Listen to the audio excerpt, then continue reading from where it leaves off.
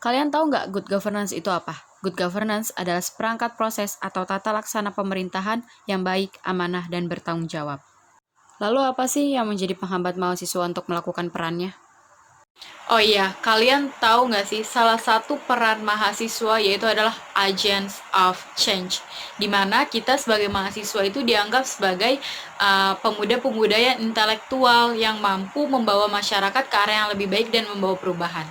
Nah, kalau misalkan di lingkungan kampus atau kita sebagai mahasiswa, salah satu langkah awalnya yaitu mengikuti organisasi-organisasi yang ada di kampus atau universitas. Salah satunya adalah BEM, Badan Eksekutif Mahasiswa.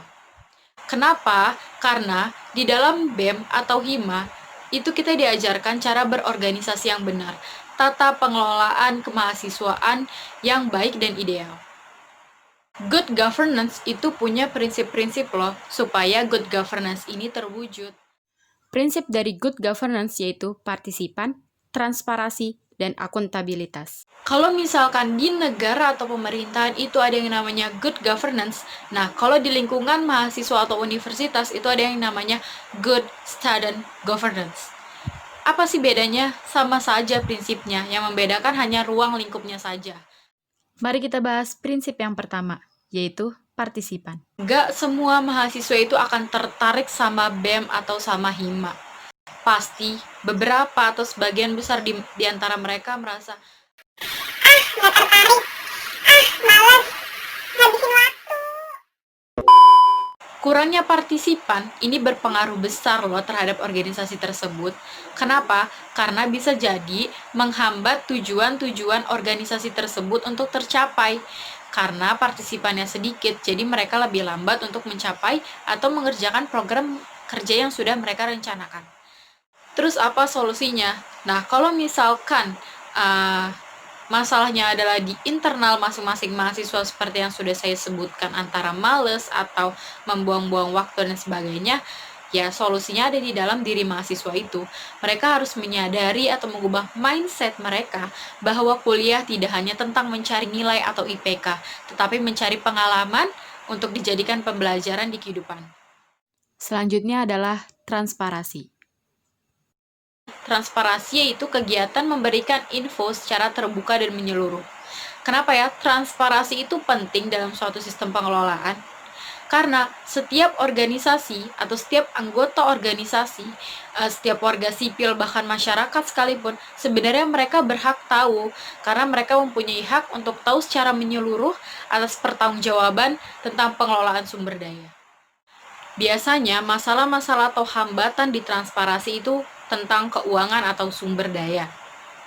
Misalkan himpunan mahasiswa atau kumpulan mahasiswa ingin membuat suatu PDH atau pakaian dinas harian dengan harga 150.000.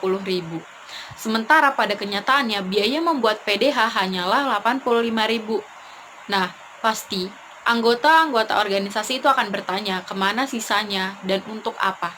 Nah, disinilah transparansi harus dilakukan, karena untuk menghindari pemakaian-pemakaian dana yang tidak sesuai dengan kepentingan. Yang ketiga yaitu akuntabilitas atau pertanggungjawaban.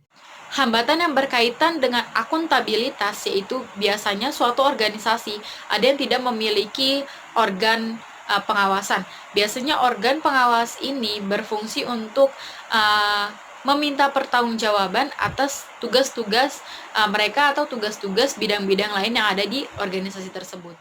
Nah, solusinya adalah sistem pengawas itu harus dimasukkan dalam daftar penting atau suatu aturan yang di setiap organisasi itu harus punya yang namanya organ pengawas untuk mengawasi dan meminta pertanggungjawaban dari tugas-tugas bidang-bidang lain.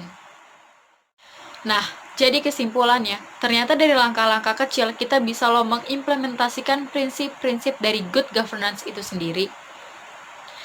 Jadi, berorganisasilah dengan baik untuk dapat mengimplementasikan prinsip-prinsip good governance dan mewujudkan good governance di negara kita.